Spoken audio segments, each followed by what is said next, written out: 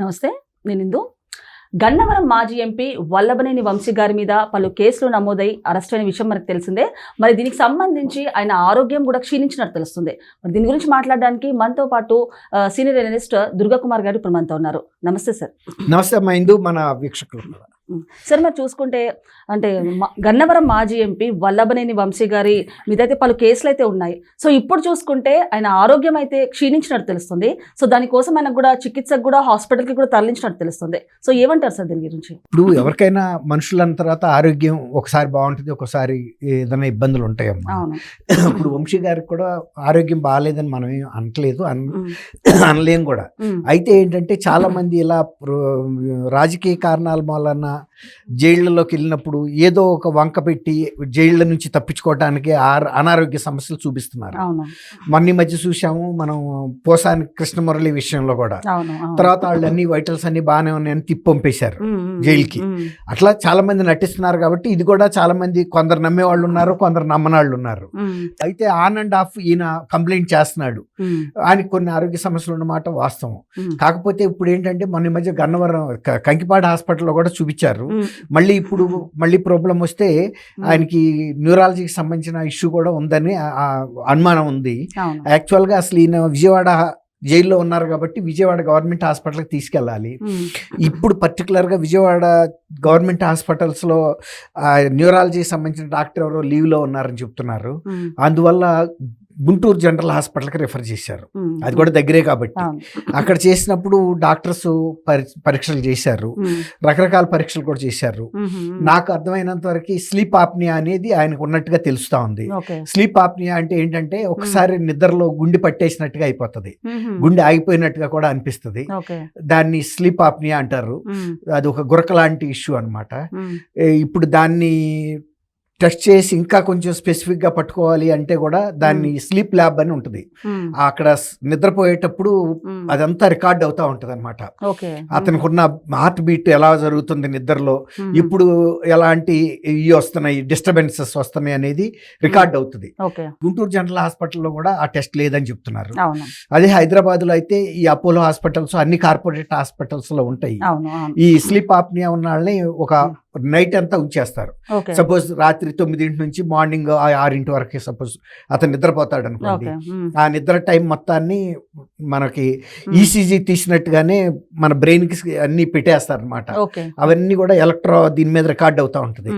ఇప్పుడు అది చేయాలి. స్లీప్ ఆప్నియా ఉన్నదనేటే వీళ్ళు ఎవరు గుర్తించారంటే మన పల్మనాలజిస్ట్, తర్వాత జనరల్ ఫిజిషియన్ చూశాడు ఆయన్ని, తర్వాత న్యూరాలజీ వాళ్ళు చూశారు. న్యూరాలజీ సమస్యలు కూడా ఉన్నాయని చెప్తున్నారు. ఈ న్యూరాలజీకి సంబంధించి రిలేటెడ్ అనుకోవచ్చు స్లీప్ ఆప్నియా కూడా, నిద్ర డిస్టర్బెన్స్ అవటం వలన. ఇప్పుడు అంతకుముందు కూడా ఆయన బ్రీతింగ్ ప్రాబ్లం అని చెప్తున్నాడు కదా, అదే ఆ బ్రీతింగ్ ప్రాబ్లం అనేది అదే స్లీప్ ఆప్నియా. నిద్రలో ఒక్కొక్కసారి హార్ట్ బీట్ మిస్ అయిపోయినట్టుగా అనిపిస్తుంది అనమాట, శ్వాస బంధించినట్టు అయిపోతుంది. అంటే కొంచెం గందరగోళం కూడా అవుతారు కొంచెంసేపు. అంటే అది ఒక రకమైన స్ట్రోక్ లాగా కూడా అనిపిస్తుంది తెలియని కుటుంబంలో. అతని హిస్టరీ గురించి తెలిసిన వాళ్ళకైతే ఇది స్లీప్ ఆప్నియా అని చెప్పి కొంచెం మెలకుగా లేపితే మళ్ళీ వెంటనే తేరుకుంటారు. అట్లా అనమాట. అలాంటి డిస్టర్బెన్స్ ఉన్నట్టుగా తెలుస్తుంది. దానితోటి బ్రీతింగ్, పల్మనాలజీకి సంబంధించిన ఇష్యూస్ కూడా ఉన్నాయి. అన్ని ఇంటర్ రిలేటెడ్. అయితే ఇష్యూ ఏంటంటే ఇప్పుడు ఆయనకి గతంలో లాగా కాకుండా ఇప్పుడు ఈ గవర్నమెంట్ చంద్రబాబు నాయుడు గారిని అరెస్ట్ చేసినప్పుడు ఎటువంటి మినహాయింపులు ఇవ్వలేదు. ఆయన వయసుకు కానీ, గతంలో ఆయన నిర్వహించిన పదవులకు కానీ, ఆయన రాజకీయ అనుభవానికి కానీ ఏమీ ఇవ్వలే. చిన్న చిన్న కనీస అవసరాలు కూడా ఇవ్వలేదు. కానీ ఇప్పుడు మాత్రం వంశీ గారికి ఎటువంటి చిన్న ఇష్యూ వచ్చినా కూడా అక్కడుండే జైలర్సే అటెండ్ అవుతున్నారు ఇమ్మీడియట్ గా. నియరెస్ట్ బెస్ట్ హాస్పిటల్స్ కి తీసుకెళ్తున్నారు. ఇప్పుడు గుంటూరులో అక్కడ ఇది స్లీప్ ల్యాబ్ లేదు కాబట్టి ఈయన ఎక్కడ కోరుకుంటే అక్కడికి పంపిస్తారంటున్నారు. స్విమ్స్ కానీ ఇంకేదన్నా నియరెస్ట్ గా ఉన్న కార్పొరేట్ హాస్పిటల్స్ లో. బహుశా నేను అనుకోవటం గుంటూరులో కూడా కొన్ని హాస్పిటల్స్ లో, ప్రైవేట్ హాస్పిటల్స్ లో ఉండే అవకాశం అయితే డెఫినెట్ గా ఉంటుంది. ఎందుకంటే గుంటూరు కూడా చాలా వైద్యానికి సంబంధించినంత వరకు చెన్నై తర్వాత మళ్ళీ గుంటూరే. గుంటూరులో ఎప్పటి నుంచో మెడికల్ కాలేజ్ ఉంది, గవర్నమెంట్ మెడికల్ కాలేజ్ ఉంది. తర్వాత మెడికల్ గా సంబంధించి అనేక ప్రైవేట్ హాస్పిటల్స్ కూడా చాలా ఎస్టాబ్లిష్డ్ హాస్పిటల్స్ కూడా ఉన్నాయి. చాలా మంది సూపర్ స్పెషలిస్ట్ డాక్టర్స్ కూడా ఉన్నారు. కాబట్టి గుంటూరులోనే నేను అనుకోవటం జరగవచ్చు. లేని పక్షంలో విజయవాడలో కూడా స్లీప్ ల్యాబ్స్ ఉంటాయి, అపోలోలో కానీ ఇంకేదన్నా హాస్పిటల్స్లో. ఇది ప్రభుత్వం వైపు నుంచి మాత్రం వైఫల్యం లేదనే మనం చెప్పొచ్చు. ఎందుకంటే ఇంత ప్రాంప్ట్గా గతంలో చంద్రబాబు నాయుడు గారికి అటెండ్ అవ్వలేదు. ప్రతి చిన్న ఇష్యూకి ఆయన ఒక టీపాయ్ కావాలన్నా, ఒక ఫ్యాన్ కావాలన్నా కూడా కోర్టు నుంచి ఆర్డర్ తెచ్చుకోమన్నారు. కోర్టు నుంచి ఆర్డర్ తెచ్చుకోవడానికి అది మన చేతిలో ఉండదు.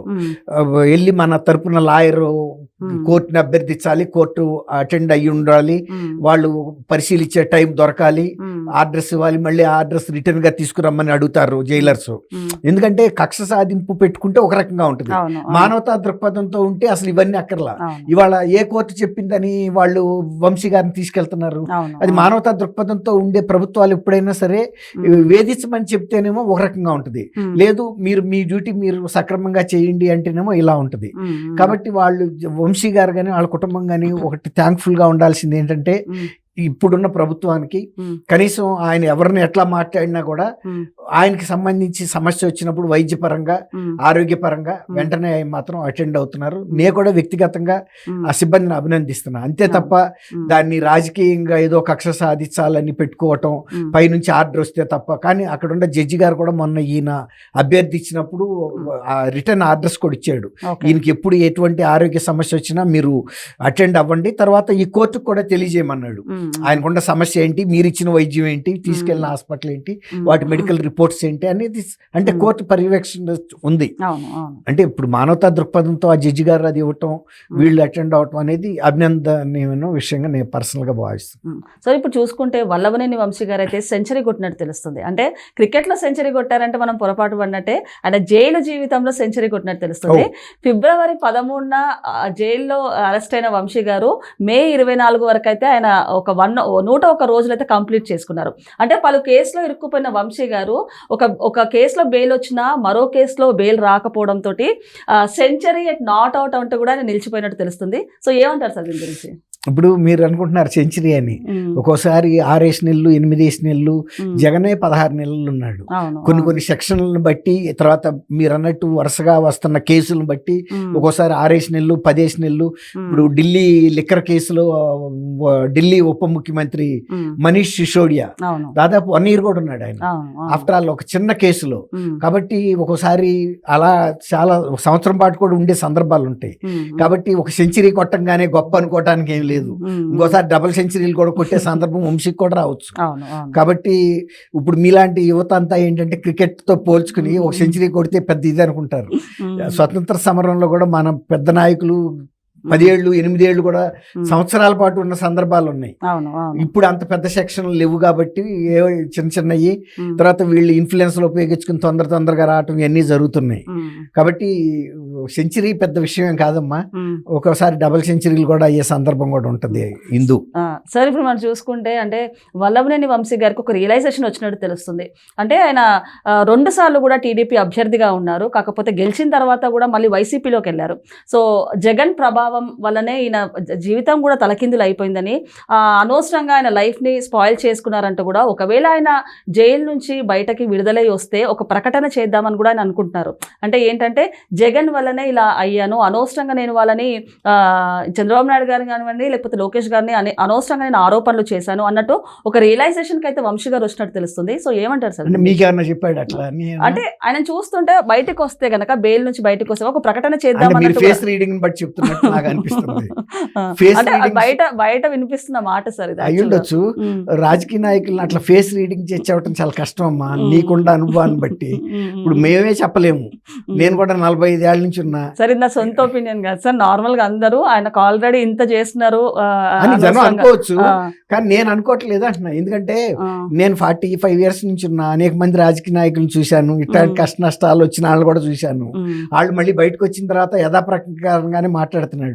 ఇప్పుడు ఆ మాటకు వస్తే జగన్మోహన్ రెడ్డి గారు ఇంత ఘోరమైన ఓటమి చెందిన మళ్ళీ మీకు ఇంకో సినిమా కూడా చూపిస్తాను 2019-24 మధ్యలో చూసిన సినిమా కన్నా పెద్దది అంటున్నాడు. మరి ఆయన ప్రాయచిత్తం పడుతున్నట్టు అనుకోవాలా ప్రాయచిత్ పడతలేదు అనుకోవాలి. అంటే ఇప్పుడు జగన్మోహన్ రెడ్డి గారు కూడా మీరు అన్నట్టు రెండు వ్యాఖ్యలు చేశారు సార్.